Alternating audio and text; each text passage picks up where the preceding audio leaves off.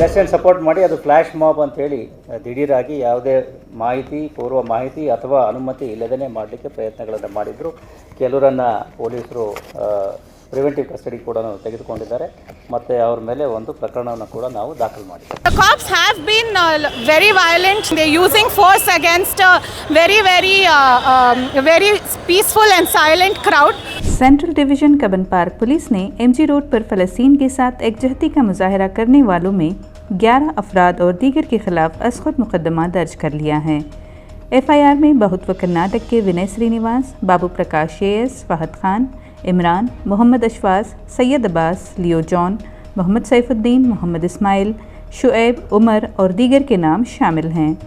Karnataka high court की हिदायत के बावजूद कि सिर्फ फ्रीडम पार्क में एहतजाज और मुजाहरे किए जा सकते हैं, इस इज्तिमा ने एमजी रोड फुटपाथ पर खड़े होकर अवामी नक्ल हरकत में रुकावट डालने की कोशिश की और अदालती फैसले की खिलाफ वर्जी की। प्लेकार्ड्स पर लिखा था कि नस्लकुशी बंद करो और गज़ा हम तुम्हारे साथ हैं। बेंगलुरु शहर के पुलिस कमिश्नर बी दयानंदा ने इस इज्तिमा को एक फ्लैश मॉब कहा और कहा कि 25 अफराद को एहतियाती हिरासत में रखा गया है। दयानंद ने एक प्रेस ब्रीफिंग में कहा कि भीड़ को बुनियादी तौर पर व्हाट्सएप के जरिए मुतहर्रिक किया गया था। ಎಲೆಕ್ಷನ್ ಸಪೋರ್ಟ್ ಮಾಡಿ ಅದು ಫ್ಲ್ಯಾಶ್ ಮಾಬ್ ಅಂತೇಳಿ ದಿಢೀರಾಗಿ ಯಾವುದೇ ಪೂರ್ವ ಮಾಹಿತಿ ಅಥವಾ ಅನುಮತಿ ಇಲ್ಲದೇ ಮಾಡಲಿಕ್ಕೆ ಪ್ರಯತ್ನಗಳನ್ನು ಮಾಡಿದ್ರು.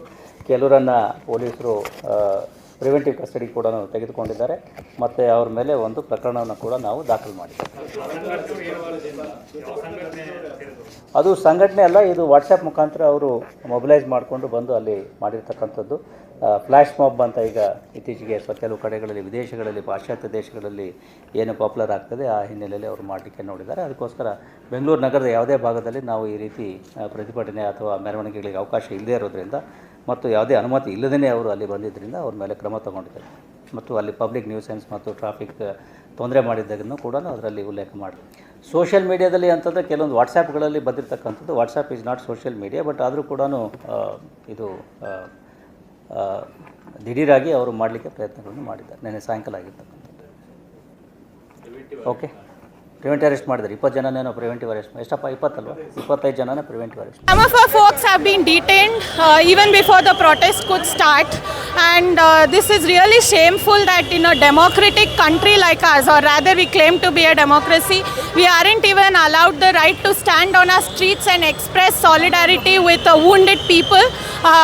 Despite that, we've managed to do a silent protest where we express our solidarity and stand firmly with the people of Palestine. The cops have been very violent. They've taken away our placards, they've taken away our pamphlets, they've taken away our flags. They are getting a bit violent there behind us, as you can see, and they're using force against a very peaceful and silent crowd. But we have managed to show that if the people really want to speak, no amount of pushing back will stop us.